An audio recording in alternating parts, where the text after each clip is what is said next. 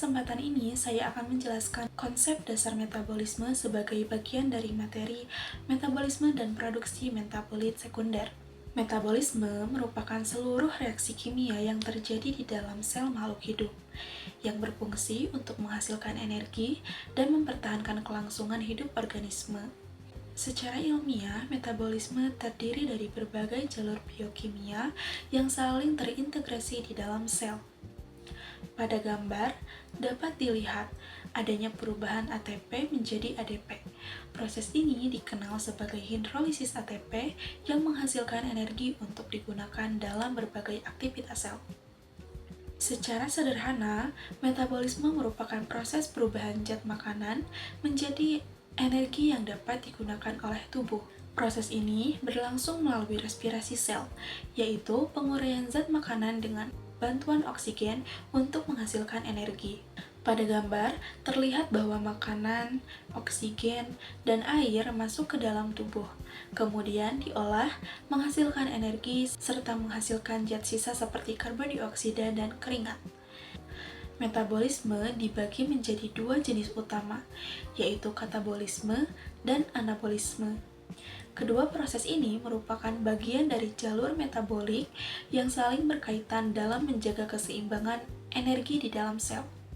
Dari gambar dapat dilihat bahwa katabolisme berperan dalam menghasilkan energi, sedangkan anabolisme menggunakan energi tersebut untuk membentuk senyawa yang lebih kompleks. Anabolisme adalah proses penyusunan molekul sederhana menjadi molekul yang lebih kompleks. Proses ini bersifat endergonik, yaitu membutuhkan energi agar dapat berlangsung. Pada gambar terlihat bahwa molekul kecil disusun menjadi molekul yang lebih besar. Contohnya, pembentukan protein yang berperan dalam pertumbuhan dan perbaikan sel. Katabolisme adalah proses penguraian molekul kompleks menjadi molekul yang lebih sederhana. Proses ini bersifat ekstergonik, yaitu menghasilkan energi yang dapat dimanfaatkan oleh sel. Dari gambar terlihat bahwa molekul besar dipecah menjadi bagian yang lebih kecil. Contohnya, pemecahan glukosa dalam proses respirasi sel yang menghasilkan energi bagi tubuh. Metabolisme memiliki beberapa fungsi penting bagi makhluk hidup. Pertama, menghasilkan energi yang digunakan untuk berbagai aktivitas tubuh. Kedua, memperbaiki dan mengganti sel yang rusak. Ketiga, mendukung aktivitas tubuh sehari-hari. Dan yang terakhir, mendukung proses pertumbuhan dan perkembangan. Oleh karena itu, metabolisme sangat penting dalam menjaga kelangsungan hidup organisme.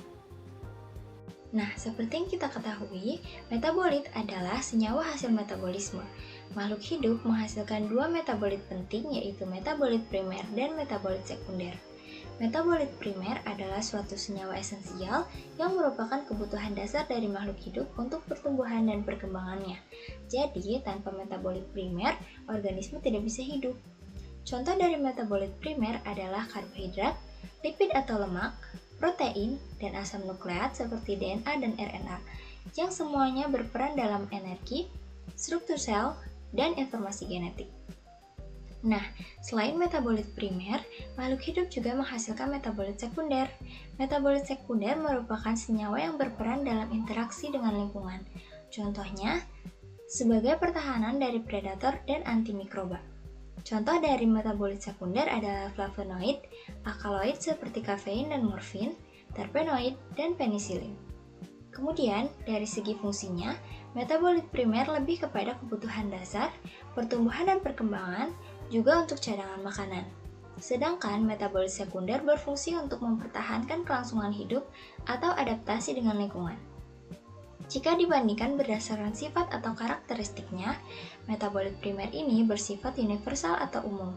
Jadi, metabolit primer ada di hampir semua makhluk hidup. Sedangkan metabolit sekunder itu spesifik pada jenis tertentu. Kemudian, metabolit primer bersifat seragam atau sama. Contohnya, semua tanaman sama-sama memiliki karbohidrat. Namun, pada metabolit sekunder itu beraneka ragam. Kemudian, metabolit primer juga sangat diperlukan dan bersifat mutlak untuk pertumbuhan dan perkembangan. Sedangkan metabolit sekunder itu tidak diperlukan untuk tumbuh kembang, tetapi sangat diperlukan untuk eksistensi dan pertahanan dalam ekosistem. Dalam bioteknologi, metabolit sekunder bisa diproduksi dengan beberapa teknik. Kultur jaringan menggunakan sel tanaman dalam kondisi steril, fermentasi menggunakan mikroorganisme seperti bakteri atau jamur, sedangkan rekayasa genetika dilakukan dengan memodifikasi gen agar menghasilkan metabolit yang lebih banyak. Teknik ini lebih efisien karena tidak tergantung musim dan bisa diproduksi massal. Metabolit sekunder sangat penting di bidang bioteknologi. Di farmasi digunakan sebagai bahan obat seperti antibiotik dan anti kanker. Di industri makanan bisa sebagai pewarna alami dan di kosmetik sebagai antioksidan. Contohnya seperti penisilin dari jamur dan vinblastin dari tanaman untuk terapi kanker. Kultur jaringan dimulai dari pengambilan bagian kecil tanaman yang disebut sebagai explant. Explant kemudian ditumbuhkan menjadi kulus, yaitu kumpulan sel yang belum terdiferensiasi. Dari kulus ini bisa menghasilkan metabolit sekunder dalam kondisi terkontrol. Metode ini banyak digunakan karena hasilnya stabil dan bisa diatur sesuai kebutuhan. Produksi metabolit sekunder dipengaruhi banyak faktor. Nutrisi dan media sangat menentukan pertumbuhan sel. pH dan suhu juga harus sesuai. Cahaya berpengaruh terutama pada tanaman. Hormon seperti auksin dan sitokinin membantu pertumbuhan sel. Menariknya, stres ringan seperti kekurangan nutrisi justru bisa meningkatkan produksi metabolit sekunder karena tanaman bertahan hidup.